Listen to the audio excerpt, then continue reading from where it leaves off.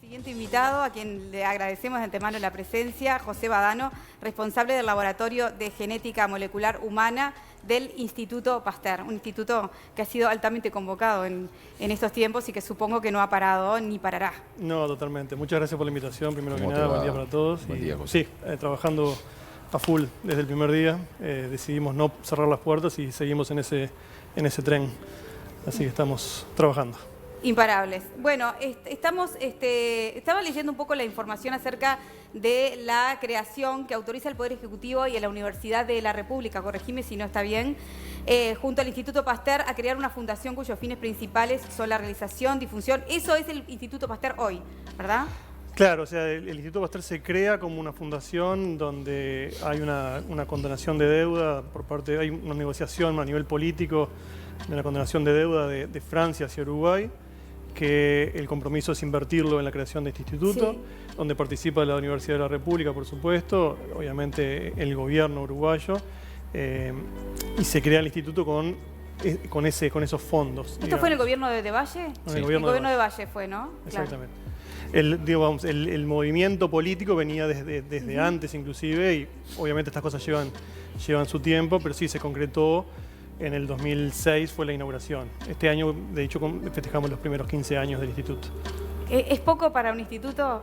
En realidad, es de los más chiquitos, digamos, y a nivel, más jóvenes, ¿no? Y cuando uno lo mira a nivel mundial es poco. Uno Claro. habla de la Universidad de la República, ni que hablar, ya tiene sí. muchísimos más años. Y si uno va a Europa, a Estados Unidos, bueno, las universidades tienen más de 100 años. Entonces es un instituto joven realmente. Pero creo que lo que ha logrado, lo que viene logrando es muy significativo. No, y en ese sentido, obviamente, joven, con gente joven también. Sí, sin duda. Y de alguna manera se ha venido trabajando, conozco desde los inicios, en múltiples actividades y muy meritorias, pero de alguna manera, evidentemente, la pandemia ha visibilizado muchísimo más el trabajo del instituto, ¿no? Sí, sin duda que el instituto y digamos, la academia, el sistema científico uruguayo en general ha jugado un rol muy importante. Yo alguna vez decía que es una lástima que haya tenido que venir una pandemia para que se haya notado la importancia del sistema científico. Es como que no hay mal bueno, que, perdón, no hay mal que por bien no venga, ¿no? Pasan para algo. Perdón, ¿no? está el Pasan dicho, para algo. pero bueno, sí. Por suerte estuvimos a la altura de vuelta, refiriéndome al sistema académico científico nacional, estuvimos a la altura de las circunstancias y creo que hubo también una conjunción de cosas que ayudaron a esto. Una fue el diálogo entre el sector de toma de decisiones, el sector político y la academia, que no sé, yo no tengo recuerdo de que hubiera habido este tipo de interacción en el pasado. Y en ese sentido creo que rescato muchísimo el que hayan ido a buscar apoyo, hayan escuchado y bueno, que del lado nuestro hayamos estado a la altura de poder dar respuestas que sirvan para algo, que sirvan para la sociedad. De alguna manera, como decíamos, ¿no? La pandemia ha permitido visibilizar mejor lo que es el trabajo del mundo científico uruguayo y del Instituto Pasteur. Y cuando hablamos de estudiar la secuencia del virus, genómica, etcétera. Pero bueno, si vamos un poquito más allá, ¿qué es la genética molecular aplicada al genoma humano? Digo, dejando un poco de lado de lo que es esto de la COVID, ¿no? Y bueno, la genética molecular, digamos que uno puede pensar en la genética en diferentes niveles, ¿no? Desde estudiar las frecuencias de ciertas variantes en la población, hasta la parte molecular que refiere a un nivel de definición más abajo, más chiquito, que va a las moléculas justamente, que es entender no solamente la estructura del ADN, la molécula en sí del ADN, cómo funciona, sino entender cómo se transmite esa información, esos genes, que seguro que todos han sentido nombrar, cómo transmiten la información, esas proteínas en muchos casos que se generan a partir de esos genes, cómo cumplen su función, y de manera de poder entender además cómo determinadas variantes a nivel del ADN repercuten en la función, ya sea de la proteína o del ARN o lo que fuera. Entonces es un tema de definición en un sentido de a dónde hacemos zoom, ¿no? De dónde hacemos foco. Somos de alguna manera el resultado de definiciones que están en ese librillo o en ese librito que es el genoma humano, ¿no? Sí, sin duda. O sea, el genoma humano contiene la información genética de cualquier organismo, es característico de una especie.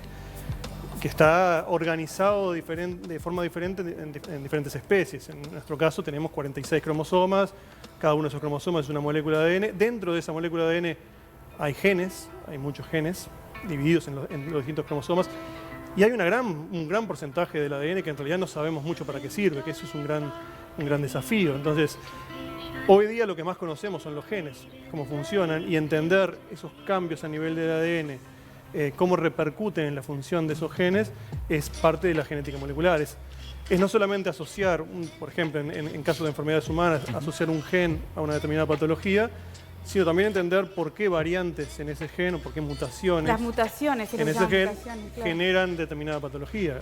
Primero, qué efecto hacen sobre la proteína que ese gen produce, y cuál es la función natural de esa proteína que cuando está mutada entonces me genera determinada patología. Claro, claro. Entonces es toda esa escalera de información. Y en investigación, ¿cuál ha sido la más preponderante en cuanto a esto, por ejemplo? Vos estás hablando de mutaciones. ¿Cuál habrá sido la más sorprendente últimamente? O sea, no sé si puedo destacar la más sorprendente últimamente. Bueno, para nosotros, para los comunes, digamos, todo sorprende, pero está. No, claro, o sea, hay como, ya te digo, hay como diferentes hitos que uno va cumpliendo. Claro. Un primer paso es poder asociar un gen a una enfermedad, y en ese sentido hay avances constantemente de genes que se asocian a una determinada enfermedad. Después pasa a entender el por qué ese gen, cuando mutado, genera determinada enfermedad. Y ahí hay un montón de investigación atrás, muchos años, y es algo que no termina de cerrarse nunca, como que uno abre una puerta y se abren dos más. Sí, otras más, claro. Entonces, uno va entendiendo la función.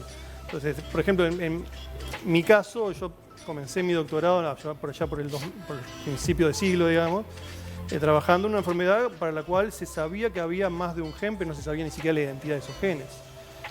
En el transcurso de estos 20 y pico de años, no solamente se identificaron 21 genes, eso quiere decir, yo sé en qué parte del genoma está ubicado determinado gen con determinada secuencia que cuando está mutado me genera determinada enfermedad. Ajá. Eso es un primer paso. Después puedo entender las mutaciones, qué tipo de mutaciones son. ¿Es una mutación que hace que se pierda la función de ese gen? ¿Es una mutación que haga que se gane una función nueva de ese gen? Eso repercute a su vez en cómo se hereda una determinada patología. Y después está en entender, o sea, una vez que tengo los genes, tengo las proteínas que esos genes codifican, tengo que entender cómo funcionan esas proteínas, qué es lo que hacen en su estado natural, claro, para que cuando no estén o estén alteradas me causen quistes renales o degeneración de retina o obesidad o asma o lo que fuera.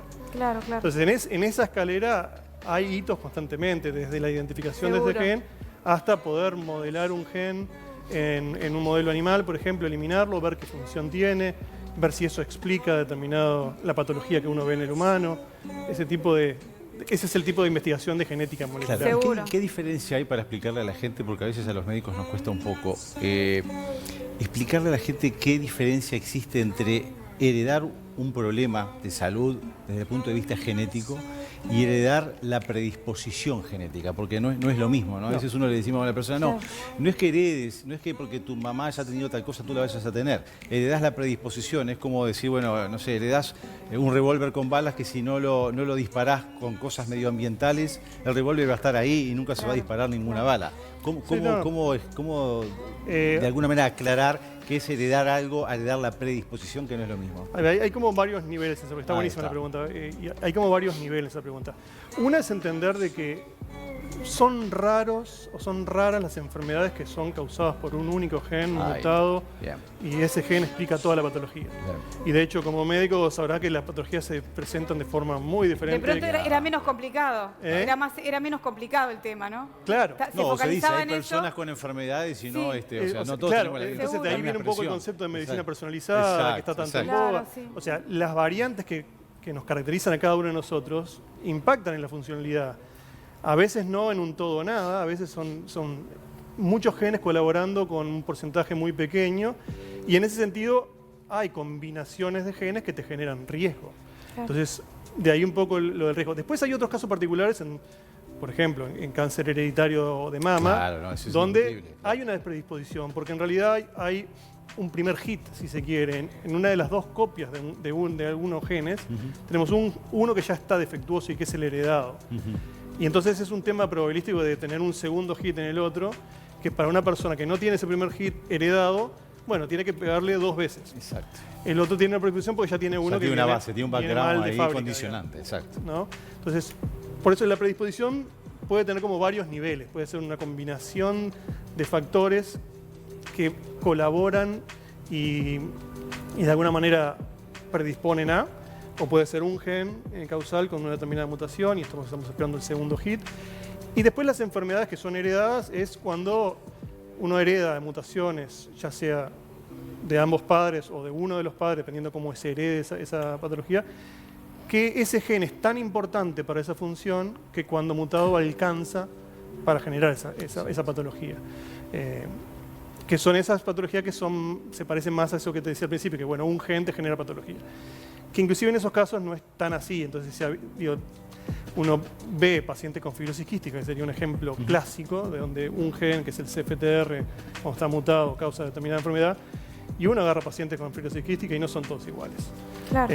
Y no son todos iguales inclusive con la misma mutación. Claro. Entonces, hay otras cosas en el genoma, otros genes, otras variantes que están influyendo más el ambiente en cómo se expresa. Claro, exacto, ¿no? ¿Cómo colabora esto? ¿Cómo llega todo esto al consultorio, no? Porque digo, hay toda una investigación detrás. Después vos, paciente, vas al consultorio y el médico tiene tu información más otra información. No, ¿Cómo pero se lo trabaja? que él dice es importante, o sea, Sí. jugar con eso de que no todos son, o sea, no todas las enfermedades se expresan de la misma manera en Claro. todas las personas y que ahí no te venga a decir, no, porque mi vecina le mandaron tal cosa o mi hermano tal otro, o mi papá que tuvo la enfermedad. Todos somos diferentes, Todos son ¿no? diferentes. Entonces con expresión diferente. La farmacogenética en ese sentido. Exacto, la farmacogenética no todos también. respondemos a los fármacos de la misma Exactamente manera. de Hay la misma variantes en nuestros forma. genes que procesan, metabolizan los fármacos que hacen que los procesemos de manera diferente. Exacto, Así como, entonces hay gente que, bueno, uno le puede dar una dosis de una determinada droga y banca bien, y hay otros que le hace muy mal. Claro, claro. Y cabe la posibilidad de que uno pueda, sabiendo la tendencia que llega a tener físicamente hacia alguna enfermedad, a prevenir que suceda algo. Nunca me olvido la actriz, creo, no sé si fue Angelina Jolie o qué, que tenía, que se hizo la mastectomía, una doble mastectomía, Sí. justamente porque el estudio genético le ha dado que, bueno, lo más probable es que tuviese cáncer de mama, ¿no? ¿Eso resulta positivo?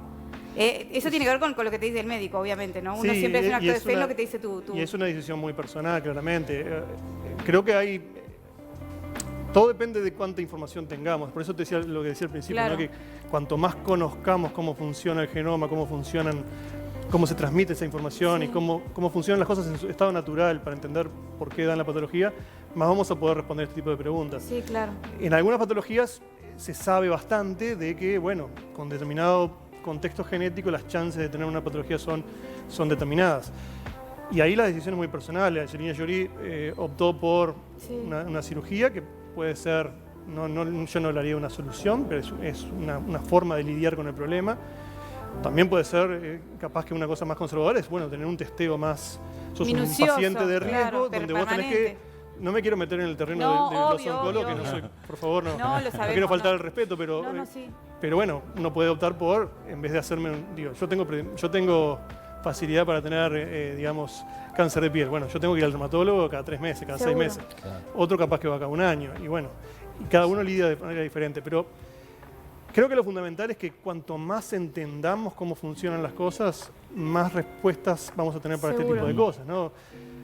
O sea, dicho de otra manera, hoy día hoy día obtener la información genética, secuenciar nuestros genomas, es algo que técnicamente es más que factible. Lo que hace 15 años era impensado, Claro. hoy día por $1000, como se hablaba en un momento, o menos, podemos secuenciar nuestro genoma. ¿Sí? Sin duda. ¿La gente lo pide? O Se pide. Se pide. Eso te da un montón de información. ¿Te soluciona la vida, digamos, no? No, claro. En el sentido de que tenemos el libro, pero no sabemos leerlo completamente.